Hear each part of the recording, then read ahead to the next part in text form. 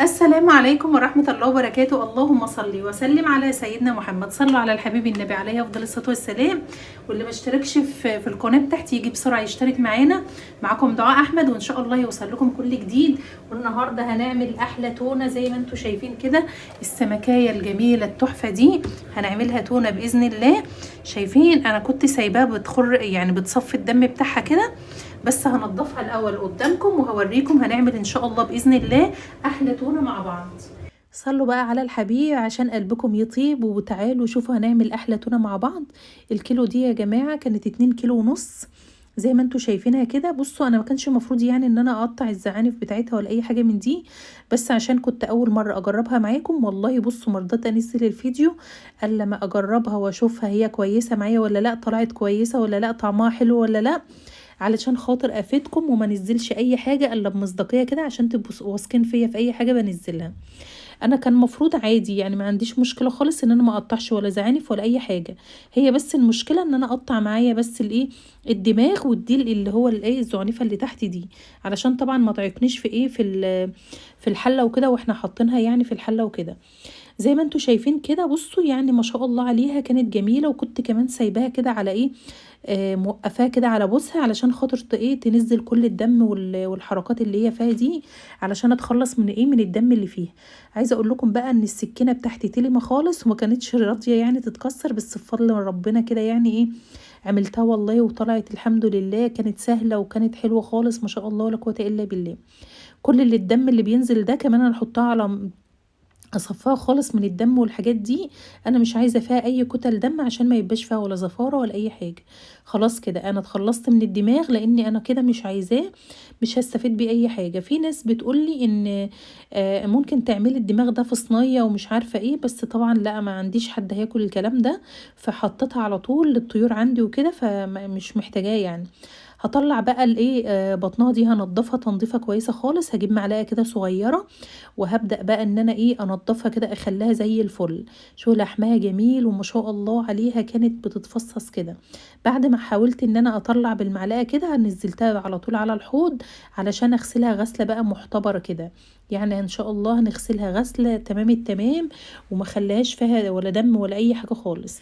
عايزين بقى كلنا كده ما ننسوش اهالي غزة، يا رب ينصرهم يا رب على الابتلاء العظيم اللي هم فيه، ويصبرهم على الاطفال والضحايا والناس اللي بتموت كده. يعني ربنا يعافيهم من الابتلاءات العظيمة اللي هي فيها دي. بجد بجد بدعي لهم في كل صلاتي ربنا ينصرهم يا رب ويجعلهم كده من الناس الصابرين، ويكونوا من أهل الجنة بإذن الله، ويصبرهم على ضحاياهم وأهل السودان. ويا رب الحروب اللي في البلاد العربية كلها تنتهي كده، وتكون الدنيا عايشة في أمان إن شاء الله بإذن الله. هبدأ بقى ان انا ايه احاول برضو انزل منها الدم واي حاجة من دي، بس الزعنفة دي بقى هكسرها كده زي ما انتوا شايفين. والله كانت كل حاجة كده ما شاء الله سلسة. هبدأ برضو زي ما انتوا شايفين كده بالمعلقة، وهفضل برضو رايحة جاية عليها كده لغاية ما انضفها خالص. بص هقسمها بس كده، شوف انا هقطعها ازاي، وبعد كده هحطها على الايه، على البلانشة بتاعتي، وهقطعها وارجعها تاني اغسلها. تمام. هبدأ بقى ان انا اشطفها كده. بصوا انا عايزه اقول لكم ان الحوض ده كنت مخليه زي الفله كده، فله شمعه منوره، مش مخليه في اي حاجه عشان احط السمكيه بتاعتي كده وانا ايه مطمنه. مسكت بقى كده الايه السمكه بتاعتي اقطعها بقى ايه اجزاء كده زي ما انتوا شايفين. هي بس كانت مشكلتي اللي هي الايه العظمه دي، فكانت بتتكسر معايا سهله خالص. شايفين اللحمه بتاعتي حمرا وجميله ازاي. انا هفتح لكم كمان اللحمه الحمرا دي بمحلول جميل كده. معايا طبق هحط عليه مصفى كده او شبكة وكده، هبدأ بقى احطها علشان خاطر لو اي نقطة دم فيها او اي حاجة انا عايزة تتصفى خالص من الدم، مع بال ما ايه ما اجهز محلولها والحاجات اللي احنا هنحطها فيها. زي ما انتوا شايفين كده هي نضفت خالص ما فيهاش اي حاجه، حتى وانا بقطعها كده على البلانشه ما فيهاش يعني اي حاجه سوائل بتنزل او اي حاجه من دي. قلت بقى لو نقطه او نقطتين كده نزلوا في الطبق اسيبها كده ايه حوالي مثلا، كنت سبتها 10 دقايق بس مش اكتر، والله ما طولتش عن كده لان كنت عايزه بصراحه اخلص منها، لان كان عندي بقى قطه هتتهبل على الايه، على اكل السمك وكده. كنت حبساها وكانت صعبانه عليا بقى ان انا حبساها وكده. قلت اخلص معاكم وبعد كده اديها ايه منابها يعني. زي ما انتوا شايفين كده هفتح بقى كل جزلة كده او كل جزء قطعته بقطعه كده على 2، هقسمها على ايه، على 6 اجزاء. تمام. زي ما انتوا شايفين كده، عايزه اقول لكم اللحمه بتاعتها جافه وجميله كده، يعني ايه مش مهريه ولا بتتفرفت مني ولا اي حاجه. الست اللي بعتتها لي يعني قالت لي ان هي والله صابحه وجميله وحلفت لي يعني، وانا ما بفهمش كمان يعني في السمك ولا اي حاجه، بس بتقول لي ان هي يعني صابحه وكده. شايفين الطبق كان فيه نقطتين دم كده، اتخلصت منهم، غسلت الطبق كويس، وبعد كده غسلت كمان الايه السمك بتاعي ورجعته كده في الطبق. وتعالوا شوفوا بقى هنعمل ايه للاجزاء اللي احنا نضفناها وقطعناها دي وخليناها كده زي الفل. معايا كده بولة هحط فيها ايه، نص كوباية خل. هي نص كوباية خل، حطيت حبة وبعدين رجعت كملت تاني بقية الكوباية. هنا بقى كنت عصر حوالي 4 ليمونات، حطيتهم برضو عليها كده، حطيت ايه في حدود مثلا ليمونتين او 3 ليمونات كده، كنت عصراهم حطيتهم عليها كلها.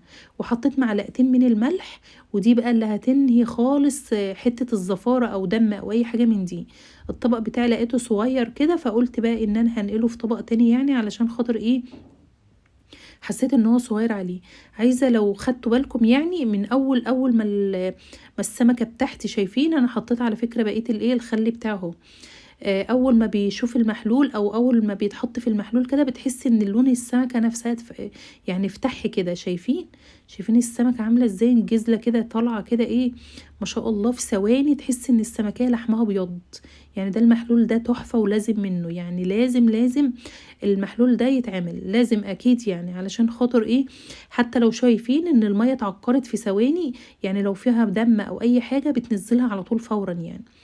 وحطيت بقى الليمون اللي كنت عصراه حطيته عليها كده، ما سبتهاش غير حوالي ايه ممكن 10 دقايق، ورحت مطلعها على طول. شايفين بقى المية بتاعتها دي خلاص انا مش عايزاها ولا اي حاجة. هي طلعت لي الزفارة والعقارة اللي هي، شوفوا اللحم يعني بقى فاتح ازاي، كان غامق خالص طبعا زي ما انتوا كنتوا شايفين. هكب ده وخلاص مش محتاجاه. هبدأ بقى ان انا ايه اغسله من اول وجديد، بس شطفة بسيطة كده، كنت حاطاه على مصفى تنزل بقى اي رواسب او اي حاجة من دي. وبعد كده هشطفه شطفة بسيطة خالص، لان لسه ايه المحلول تاني، هنعمل محلول كذا محلول يعني بطريقة مختلفة، علشان خاطر احس ان السمك ده يعني ايه تمام كده، يعني ما فيهوش اي ولا دم ولا اي حاجة من دي. تمام. هبدأ بقى شطفة بسيطة خالص كده، شايفين شكله عامل ازاي ما شاء الله ولا قوة الا بالله، جميل جدا وتحفة ومفيهوش اي ايه ولا زفرة ولا اي حاجة. هنا بقى كنا مسخنين ايه مية، احط على المية دي ايه حوالي 4 معالق خل كده، وبعد كده هروح سقط على طول السمك بتاعي. برضو ده بالنسبة للمية دي انا مش محتاجاها ولا اي حاجة خالص. انا عايزة السمك بتاعي يتخلص من اي زفارة، وفي نفس الوقت افتح اللحم بتاعه. هي غلوة واحدة بس، وبعد كده هطلعه، مش هستنى عليه غلوتين ولا اي حاجة من دي. هي غلوة واحدة بس عشان اتخلص من بقية الزفارة بتاعت الايه بتاعت السمكة بتاعتي. خلاص كده هي انتهت اهيت يعني. بصوا اول ما غلت خلاص بقى هبدأ بقى ان انا ايه اطلع السمك بتاعي. شايفين اللحم فتحي خالص ازاي ما شاء الله ولا قوة الا بالله، حاجة جميلة. انا عايزاكم كده تجربوها، ويا سلام لو انتوا عملتوها وحطيتوها كده ايه في البيت واتسحرتوا وكلتوا والحاجات دي، يعني بصراحة اكل جميل. وان شاء الله باذن الله لو انتوا عايزين نعمله سحور مع بعض هنعمل مع بعض سحور باذن الله، بس تطلبوا مني كده وتكتبوا له في الكومنتات ايه رايكم في الحاجات اللي احنا ايه بنعملها وكده.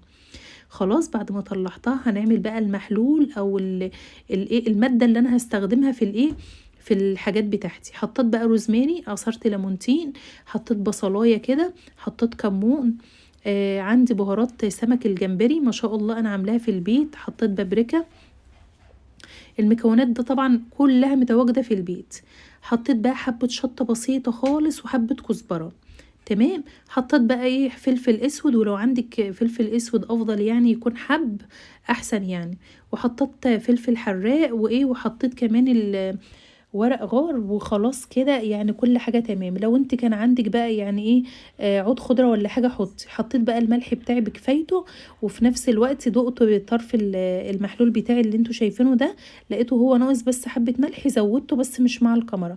حطيت حوالي 4 معالق كمان خل، وكل حاجه كده جاهزه، وكنت حاطه كمان ايه زيت، بس الزيت بقى يعني بعدها افتكرته فحطيته وفتحت معاكم كاميرا برضو الحمد لله. اول ما المحلول بتاعي ده يغلي هبدا بقى ان احط الاجزاء بتاعه السمكه بتاعتي.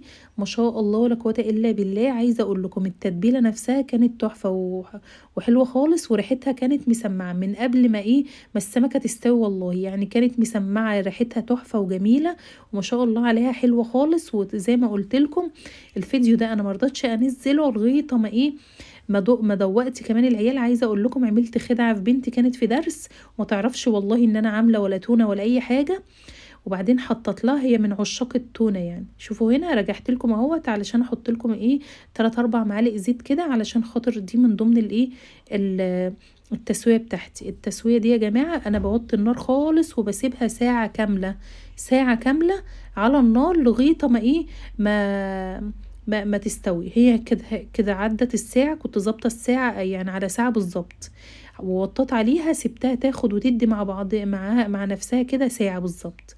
وبعد كده لما المنبه بتاعي رن رحت على طول طافيه عليها، وزي ما انتوا شايفين كده، شايفين هي عامله ازاي. انا بقى هفصصها واوريها لكم عامله ازاي. الميه دي كنت حطاها في التلاجة لان ما كانش عندي تلج، واصلا الوقت كان ساقع يعني، ففضت عليها على طول. الافضل ان يكون عندك تلج وتحط عليه. ليه بقى؟ علشان لما تفصصها كده ما تتهريش منك، تبردها على طول يعني. القشره بتاعتها هتتفكك معايا وهتبقى سهله خالص، ما فيهاش اي مشكله. هكمل لكم بقى القصه. انا بنتي كانت في الدرس وجات قلت لها انا جايبه لك تونه، هي من عشاق التونه يعني، والله العظيم حطيتها لها بتقول لي تحفه يا ماما. فبقول لها انا اللي عاملاها، ما كانتش مصدقه خالص خالص ان انا عاملاها، بس الحمد لله بفضل من ربنا عملتها وطلعت تحفه وجميله. والكميه دي طبعا يا جماعه ما يعني مفروض التونه بتقعد في التلاجة 7 ايام، لكن انا بقى عملتها وشلت الباقي في الفريزر استخدمها في اي وقت يعني، مفيش اي مشكله. ممكن تقعد معاكي من السنه للسنه، مفيش اي مشكله خالص. لو انت هتعملي كميه مفيش مشكله خالص، ممكن تاخدي على قدك وبعد كده تحطي الباقي في الفريزر وتطلعي حبه بحبه، مفيش مشكله خالص يعني. ما شاء الله عليها حلوه وجاهزه، ويعني بصوا تنفع بقى في سحور رمضان، في فطار الصبح يعني. بصراحه بتبقى كده اكله خفيفه وما فيهاش اي مشكله خالص. هبدأ بقى افصص معاكم كده السمكية، بتتفصص معايا العظم بتاعها طري مفيهوش اي حاجة يعني. انت لو نسيتي شوكة او اي حاجة من دي ما تخافيش خالص، الشوك بتاعه اصلا كده كده بيتفصص وبيسيب نفسه بنفسه يعني. هفصص بقى الكمية دي كلها، بس طبعا مرضتش اطول معاكم لان بصراحة يعني وانا واقفة كده خد معايا وقت، وكان جايلي ضيوف وكده، فكنت بصراحة مستعجلة، فكنت قفلت معاكم كاميرا، وكنت خايفه ان الضيوف تيجي في اي وقت يعني وانا واقفه كده في المطبخ، لان هما مش ضيوف يعني، ناس جايه تظبط لي المطبخ الاضاءه وكده، فكنت عايزه اخلص بسرعه. هنا بقى هخلص كل الكميه بقى كده، هقفل معاكم كاميرا وبعدين ابقى ارجع لكم تاني، لان التفصيص ده يعني كان ما خدش وقت يعني. هي بس انا قلت عشان ما اطولش معاكم الفيديو او تتضايقوا او اي حاجه من دي، انا عايزه تشوفوا كل تفصيله كده في السمكه بتاعتي عامله ازاي. شوفوا القشر اصلا يعني بصبعي كده بتطلع معايا، مفيش مشكله خالص خالص ولا اي حاجه من دي. العظم بتاعي مستوي ما فيهاش اي حاجه، شايفين الشكل عامل ازاي. خلصت كده كل الكميه، هبدا بقى ان انا اجهزها في المحلول بتاعها. هنا المحلول شايفين بقى عامل ازاي، المرقه بتاعتها تحفه وجميله ودسمه كده وحلوه. هبدا بقى اصفي حبه منها والباقي ده خلاص انا مش عايزاه، ده المحلول اللي هيحفظ لي التونه بتاعتي. تمام. هحط بقى عليها ربع كوبايه زيت كده، انا بحط بالموايمه كده زي ما انتوا شايفين، واحط 3 4 معالق خل، واحط معلقتين من الملح، وهقلب بقى كل المكونات دي كده على بعضها، علشان خاطر دي بقى الحاجات اللي هتحفظها يعني. دي المادة الحافظة، دي المادة الحافظة بالنسبة للتونة، وتقفلها بقفل يعني محكم كده، علشان خاطر تبقى محتفظة بطعمها يعني، وفي نفس الوقت ما تبص منك ولا اي حاجة. اهم حاجة البرطمان بتاعك يكون معقم كويس. انا بحطه في الفرن واسيبه شغال عليه شوية، فبصراحة بيعقمهولي، والغطا يكون محكم يعني. هبدأ بقى عايزة تفتتيها تعمليها تونة مفتتة يعني، عايزة تحطها اجزاء زي ما انا حطاها كده مفيش مشكلة خالص. انا عملت الاتنين، عملت منها مفتتة وعملت منها اجزاء كده، لان انا عندي ناس حد بيحب كده وحد بيحب كده. فانا زي ما انتوا شايفين كده حطيت في البرطمان ده كده حتت كبيرة يعني. هبدأ بقى احط عليها المحلول كده زي ما انتوا شايفين، بعد ما قلبته كويس خالص هبدأ بقى ان انا ايه اغطيها بيه. وخلاص كده كمان التونة بتاعتنا خلصت الحمد لله بفضل من ربنا. وكمان هجربها لكم، واستنوا ما توعوكم تمشوا الا ما تشوفوا التونة للنهاية. عايزة اقول لكم تحفة وجميلة، والشكل عامل ازاي، شايفين الشكل عامل ازاي؟ ما شاء الله محلولها جميل ورايق كده وحلو. اللحم بتاعي فتح وبقى جميل كده، والطعم كمان يا جماعة حكاية. هبدأ بقى ان انا اغطيه، بس في الاول كان الغطا بتاعي يعني مش راضي يقفل كويس، بس هو اهم حاجة انك تقفلي البرطمان يعني بغطا محكم. تمام، هوريهولكم اهو. ما شاء الله ولا قوه الا بالله، شكله جميل وتحفه. كنت هنا مش عارفه اغطيه كويس يعني، فعدلته وغطيته كويس. هنا بقى هي البرطمان ما شاء الله ولا قوه الا بالله، شكله تحفه وجميل، والمحلول كده رايق وحلو خالص.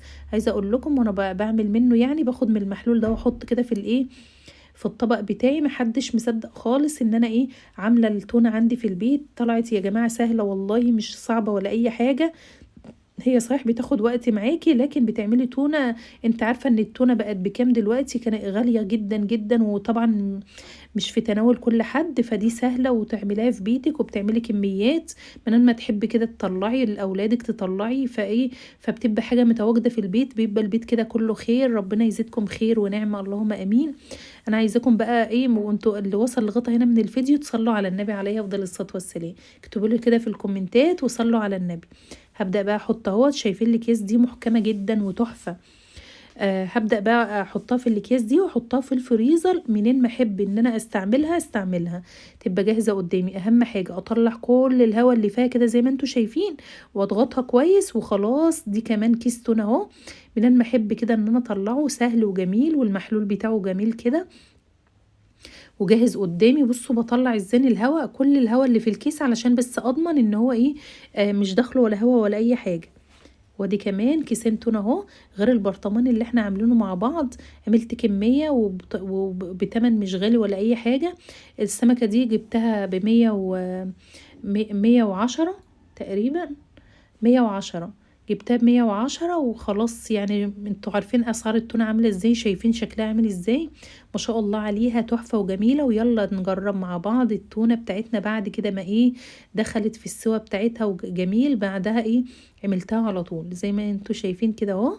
هحط بقى جزء كده منها وايه، واحط عليها بقى اللي عايز ياكلها كده ياكلها كده، واللي عايز يعملها سلطه يعملها سلطه. انا هعملها لكم بالنوعين علشان ابقى مصداقيه يعني معاكم في كل حاجه عملناها، ابقى معاكم. انا عملت منها على طول يعني، ما سبتهاش ولا اي حاجه. هنا زي ما انتوا شايفين ده الشكل بتاعها، عصرت عليها ليمونه كده، ولو ناقصه ملح ولا اي حاجه رش عليها، ولو انت عايزاها عدبه مفيش مشكله خالص. ده الشكل بتاعنا. يلا نعمل بقى بسلطه. عايزه اقول لكم بقى هم عندي ما بيحبوش الا بسلطه، مفيش، كلنا بنحبها بسلطه الا واحد بس من عيالي. فعملت طبقه كده وطبقه كده زي ما انتوا شايفين. هقطع بقى الايه البصل ده، يعني اهم حاجه في سلطه التونه البصلايه. عملت نص بصلايه كده، وكان عندي بقى ايه حبتين من الفلفل الالوان، قطعتهم كده زي ما انتوا شايفين. طبعا انتوا ده اختياري، عايزين تاكلوها كده تاكلوها بسلطه تاكلوها، ده اختياري. بس انا حبيت ان انا اعمل الايه الحاجتين علشان خاطر نبقى يعني ايه عامله كل حاجه معاكم، وتتاكدوا ان التونه بتاعتي جميله وشكلها حلو وطعمها والله حلو. انا باكد لكم يعني طعمها جميل جدا جدا. هقطع بقى حبتين الفلفل، وبعد كده ايه معايا طماطميه كده هقطع نصها بس. وخلاص كده عملت كمان سلطه التونه بسم الله ما شاء الله. عايزاكم بقى ايه لما تشوفوا الفيديو تقولوا لي رايكم ايه في الحاجات اللي احنا بنعملها. وما تنسونوش يا جماعه بلايك، عشان انتوا بتنسوا دايما تتفرجوا بتنسوا تعملوا لايك. انا عايزه لايك كبير كده، علشان انا النهارده تعبت خالص في عمايل التونه والله. يعني كل خطوه عملتها حبيت ان انا اوريها لكم، علشان خاطر نبقوا ايه كل حاجه بنعملوها مع بعض باذن الله. هنا خلاص خلصت السلطه. هبدا بقى احط التونه اهو واهرسها كده بالشوكه. هرش بقى عليها ايه احط حبه محلول من اللي احنا عاملينه زي ما انتوا شايفين كده. وبعد كده هعصر عليها بقى نص فص ليمون زي ما انتوا حابين. عايزين تحطوا يعني ملوحة زيادة، او مثلا دقة فلفل بالثوم، مفيش اي مشكلة خالص. احنا بنحبها بالطريقة دي، وده الشكل بتاعنا يا جماعة. عايزة انا لو كان في امكانية ان انا يعني ادوقكم كنت دوقتكم والله. ممكن كمان تستخدموها في بيتزا، يعني تدخلوها في مكرونات، يعني بتبقى قدامكم تستخدموها بكذا شكل، يعني مفيش مشكلة. يلا بقى زوقيها وحطها كده لأولادك، ما شاء الله ولا قوة إلا بالله، شكلها كده يفتح النفس وطعمها تحفة وجميل. ودي التونة بتاعتنا يا جماعة زي ما انتوا شايفين كده، ما شاء الله ولا قوة إلا بالله، حاجة كده تحفة. وحاولت ان انا اقربها. اتمنى بقى ما تنسونيش بقى في لايك وسبسكرايب ودعوة حلوة كده من قلبي. والسلام عليكم ورحمة الله وبركاته.